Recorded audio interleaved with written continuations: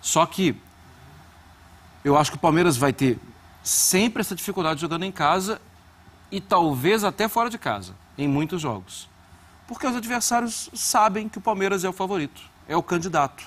Então é importante tirar ponto do Palmeiras. Dar a bola para o Palmeiras vai ser uma rotina nos jogos. Vai lá, tenta fazer gol. E o Palmeiras tem mostrou ontem no primeiro tempo, muita dificuldade para fazer gol. Tomou o gol, William, em uma jogada cantada. 5 minutos antes, e aqui está o Zé, o Gustavo, que também é do esporte, né? Tem alguns detalhes, os jogadores estão cansados de saber disso. Tem alguns detalhes, alguns sinais que são muito evidentes. 5 minutos antes do gol, teve um escanteio do outro lado, na esquerda, com o Cebolla Rodrigues batendo. E ele pega a bola, levanta com as duas mãos. E aí, da cabine do estádio, você começa a perceber, você está no alto, você percebe a movimentação. E você vê que aquilo não é normal. O cara pega a bola com as duas mãos, ele está sinalizando uma jogada. Uhum. E aí o Ramon Arias, que foi o autor do gol, ele sai por trás, ele estava na entrada da pequena área. Ele passa por trás de toda a marcação e chega para cabecear. Mas a bola do Cebolla Rodrigues foi mais fraca. Sim. Não chega na cabeça do Ramon Arias. No gol, o Júnior Arias pega a bola do outro lado pela direita, levanta a bola com as duas mãos. É o mesmo sinal. E aí já fica... A defesa do Palmeiras talvez tenha percebido, porque é muito rápido, o jogo é dinâmico, é quente. Talvez tenha percebido, mas não conseguiu neutralizar. E o Ramon Arias faz o mesmo movimento, só que do outro lado. Sai por trás da defesa, passa pelo centro e chega sozinho para cabecear. Faz o gol. No segundo tempo, com 10 minutos, já podia estar 3-1 Palmeiras. Porque o Palmeiras foi rápido, foi intenso. Era bola para cima. Me lembrou, e eu até não gosto de falar isso muito não, porque acaba alimentando muito a corrente do pró-Cuca, das viúvas do Cuca, mas me lembrou aquele sufoco inicial dos times do Cuca em cima dos adversários, quando era no Atlético e quando foi no Palmeiras também. Com 10 minutos era para estar 3-1, com justiça, porque só deu Palmeiras e o Peñarol não conseguia jogar. Aí o Borja perde o pênalti.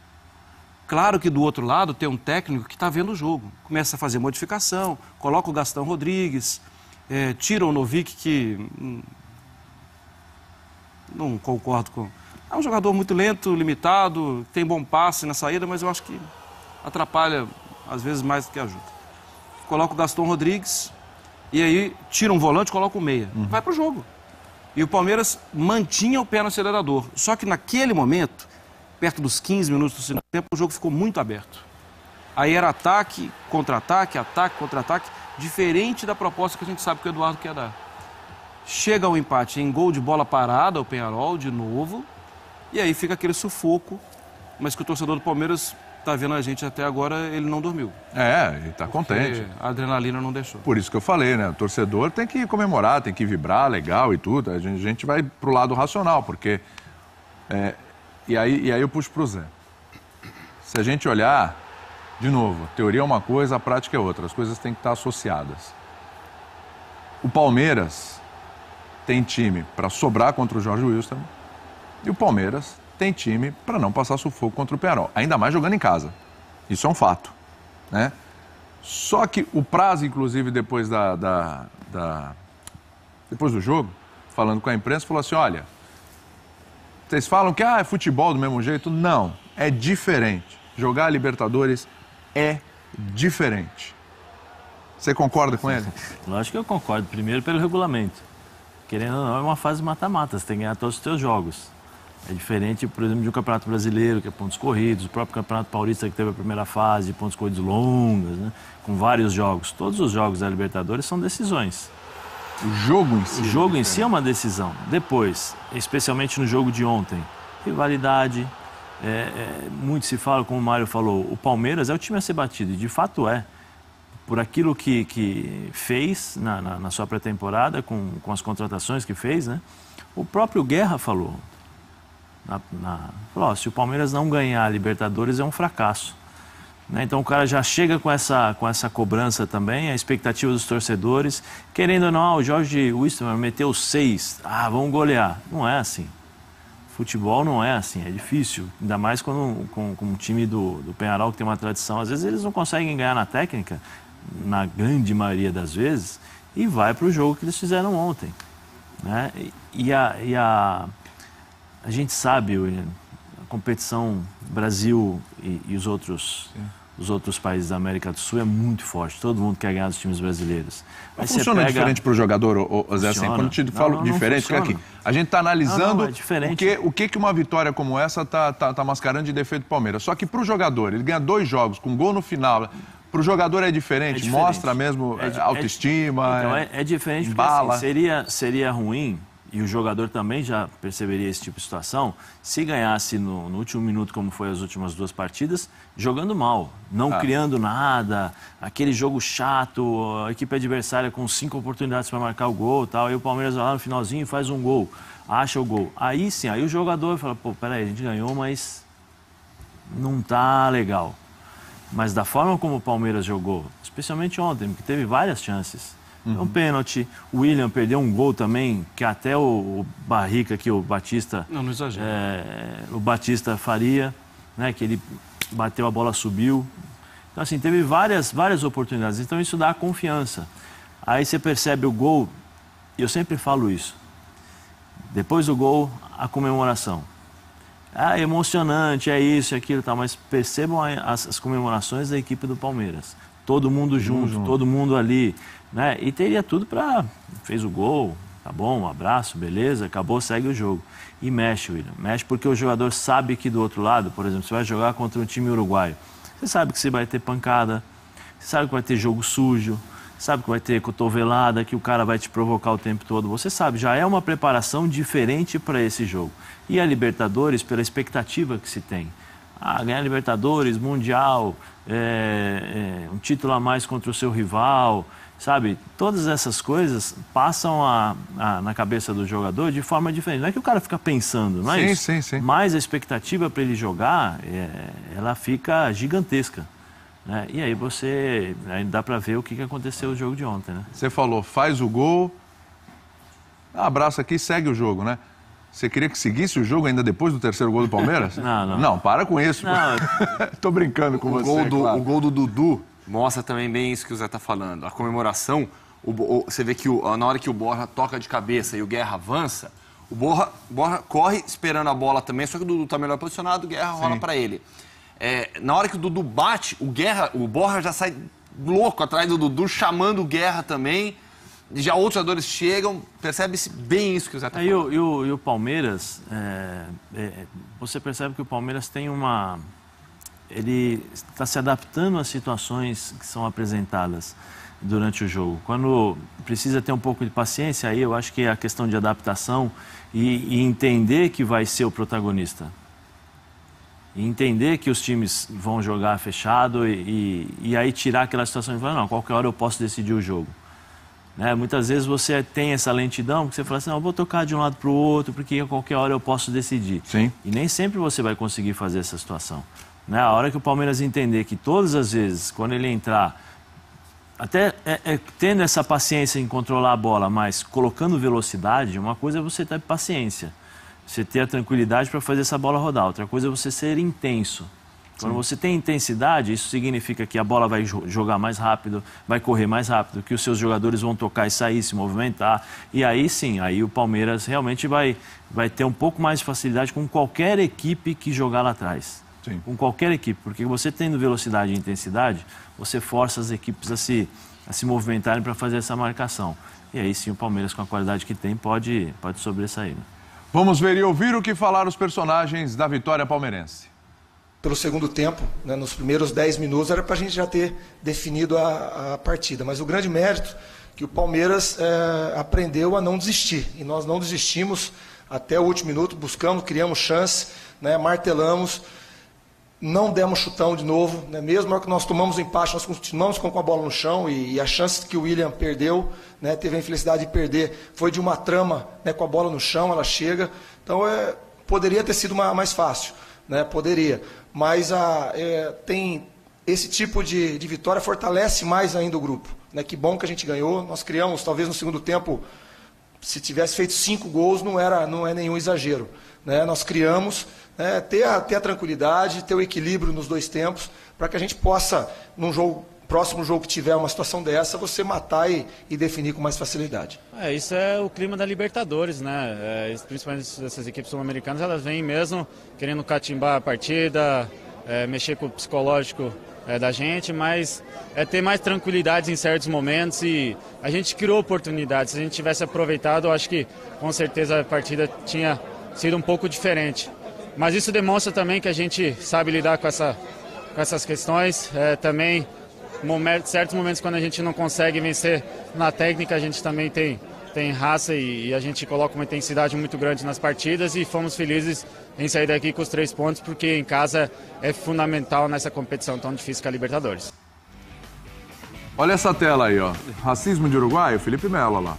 O cara que entrou e fez o gol deles, Aston Rodrigues, estava me chamando de macaco durante muito tempo. Macaco pra lá, macaco pra cá. Sou preto mesmo. Ele deve ter algum problema. A mulher dele já deve ter traído ele com algum negão. É o Felipe Melo. Não sei o nome dele, mas é um moreno escuro. Na época da escravidão, teria tomado chibatada igual a mim. E cada vez mais esses casos dentro de campo, né, eles se afloram. Porque cada vez mais os jogadores estão trazendo essas provocações racistas dentro de campo, estão extrapolando e trazendo para a imprensa também.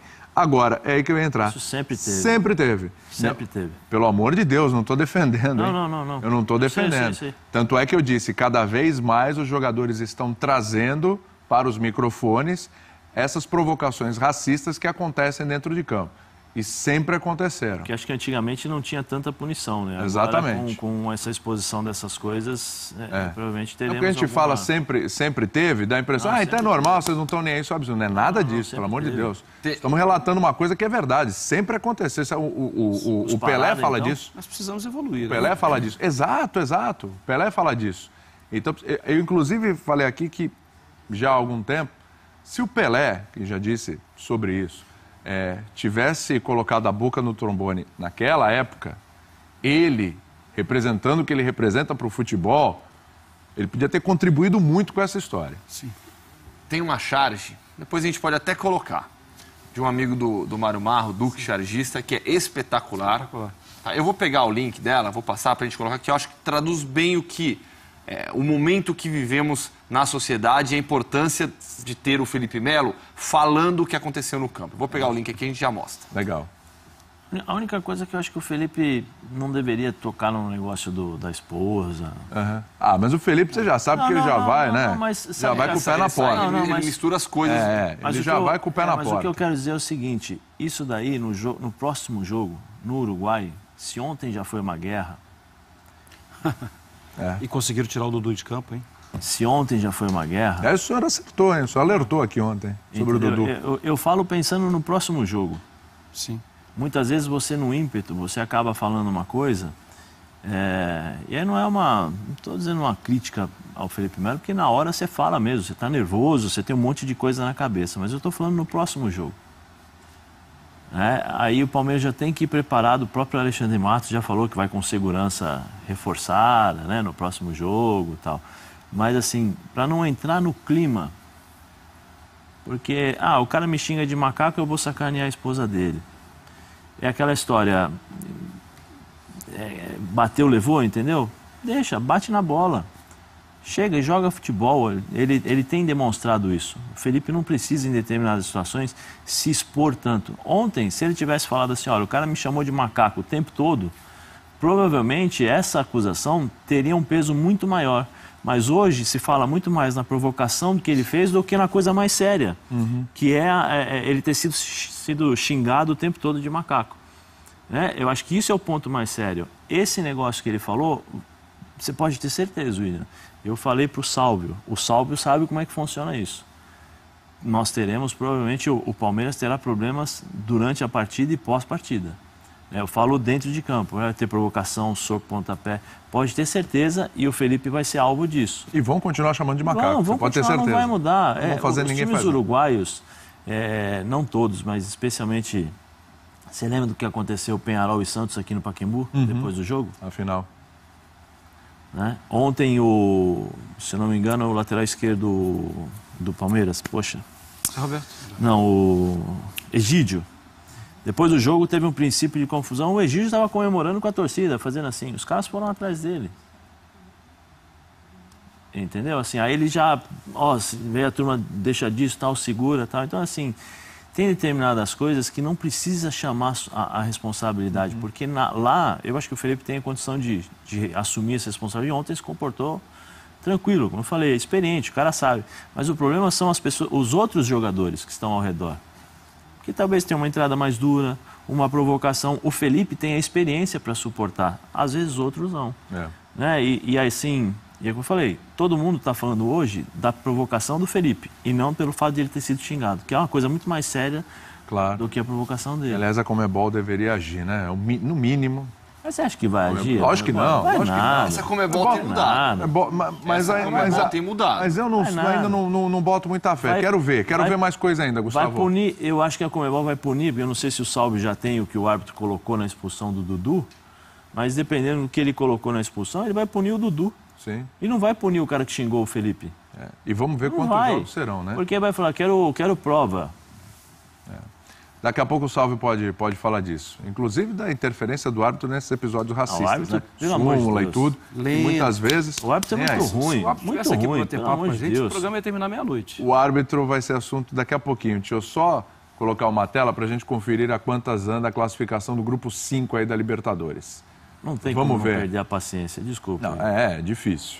Palmeiras foi aí a 7 pontos, são 2 vitórias, 1 empate. O Jorge Wilstermann, grande surpresa, 2 vitórias, 6 pontos. O Peñarol tem 3 pontos e o Tucumã tem 1. Então, veja só, jogo do Palmeiras daqui a 2 semanas, certo? Né? Daqui a 2 semanas, lá no Uruguai. Veja o caráter decisivo para o Peñarol. O Peñarol tem 3 pontos, vai jogar em casa com o Palmeiras. Se perder, o Peñarol pode não só ver o Palmeiras disparar com 10 pontos, ele fica com 3, como ele pode ver o Jorge Wilstermann já ir a 9 e praticamente resolverem a parada. Apesar que o jogo do Jorge Wilstermann é fora de casa, vai pegar o Tucumã fora.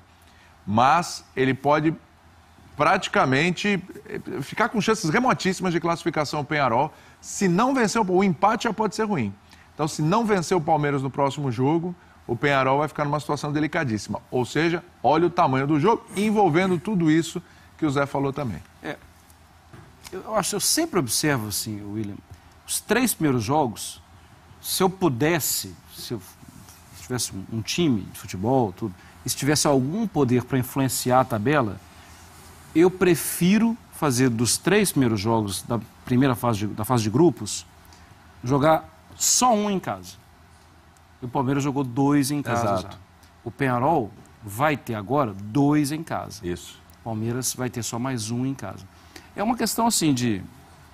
Melhor, você vai definir diante do seu torcedor. Sim. O Palmeiras construiu uma campanha de 100% de aproveitamento jogando em casa, esquece o negócio do gol no último minuto, tal. Até agora é 100% de aproveitamento jogando em casa. Sim.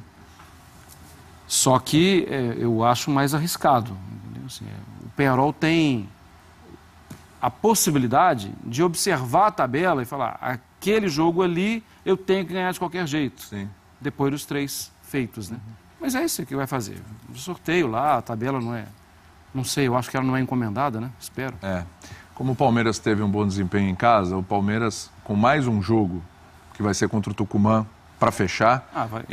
Se ele perder, daí vai a 10. 10 é meio que um número... Mas passa. Um número mágico ali, para você entrar em segundo, com 10 pontos. Então o Palmeiras já está muito próximo da classificação. Mas entendo que o Palmeiras não vai perder os 6 pontos jogando fora de casa, imagino eu. Acho que o Palmeiras vai conseguir pontuar fora de casa.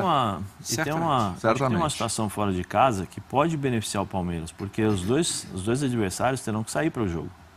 Exato. O Peñarol vai ter que buscar... Sai o jogo. O Palmeiras vai enfrentar o Peñarol e o Jorge Wilstermann diferente do que jogou em casa. Exatamente. E aí isso pode ajudar, porque o Palmeiras tem jogadores Keno, Roger Guedes... tudo que o Palmeiras quer, né? O próprio Guerra, que jogou bem ontem. Então são jogadores técnicos que com espaço para jogar vão dar trabalho. Tudo e aí o Peñarol vai quer. ter que se expor, não vai ter que... A cabeça, né, de ficar dando porrada o tempo todo... Vai ter que jogar futebol, e aí ele pode, acho que no futebol 11 contra 11, Palmeiras é melhor. Sim. Tem as fotos